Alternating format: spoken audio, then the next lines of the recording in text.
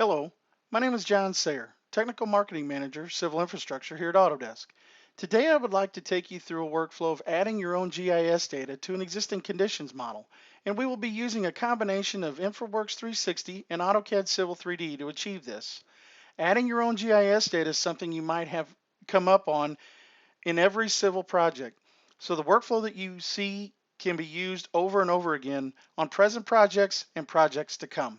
When it comes to adding your own GIS data, one of the most common things that stormwater engineers need to have is a listing of the soils that are currently on the existing site. So I need to know what different types of soils are here for my project before I can move forward with my stormwater design. Quickly, I'm going to show you how you can bring in that GIS data so that we can define what's actually out here soils wise. I'm going to go out to the Web Soil Survey website, and I'm going to define my AOI with the same boundary that I used for bringing in the boundary into InfraWorks 360. So it'll be the same boundary that the surveyor actually went out and collected for us. You simply do that by choosing the particular files here that are shown, the shapefile, SHX, and project file. So I'm going to grab the SHX file, I'm going to grab the project file, and we should be good to go. All right, and I will select Set AOI. So it's going to zoom to the actual location of my project, which makes it very easy for me to collect the soils data.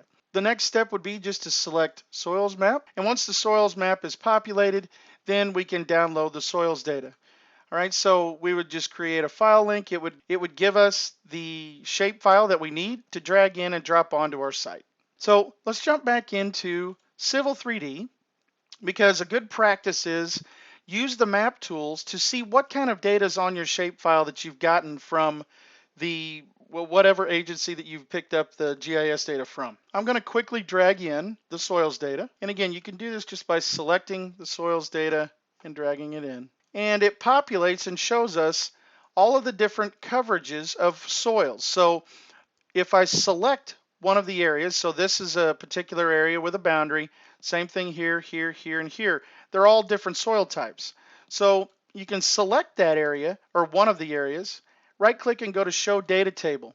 In this data table, you're able to see what kind of information is attached to the GIS data. So what is something common that we need to understand what's going on with the soils is this map symbol information. We can not only look at it here in Civil 3D, but we can bring this information into InfraWorks 360 and then add a tooltip so that we can see when we hover over the areas what that actual soils information is. I'm going to do the same thing that I did in Civil 3D. I'm going to grab my soils map GIS information that I downloaded, and I'm going to go through the data configuration. Now this is going to be a coverage.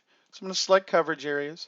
We're going to use a rule, and we're just going to pick something here. We're going to pick agricultural, because all we're needing to do is just give it a style.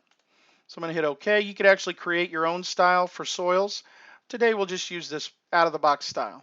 I'm going to make sure it's draped on top of my site, and I'm going to add one more thing. I'm going to go to my table, and I'm going to go down to description, and I'm going to tell it I want to map this MUSYM column out of my data.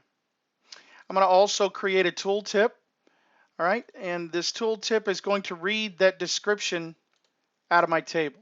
I'll hit close and refresh, and my map looks just like it did in Civil 3D, except it's a different color. So I have gone back in real quick, and I've added to my tooltip, I put soil type in front of it, so it's going to pull the information from the table for the description. It's going to have the word soil type in front of it. So when I hover over each of these different soils, it gives me the correct number for each one of them. All right, and I can also go in and I can create what's called a theme. If I do that, I can create feature themes, and I can actually tell it I want to see a different color for each one of the soils. So I can say this is a soils theme. I can use the same description property, and I'm just going to use individual values, and we'll just hit OK. And you can see that now I've got different colors for each one of my soil types. So the tooltip still works. You just hover over and it gives us that soil type. The methodology that I just used for bringing in this type of my own GIS data is the same for every type of GIS data that you bring in. You bring it in and you set the style, and it's represented here in InfoWorks 360. So now we're ready to start our preliminary design, laying in our subdivision and our roads and our parcels. So that'll be in the next video, so be looking for that. I want to thank everybody for watching this video today, and have a great day.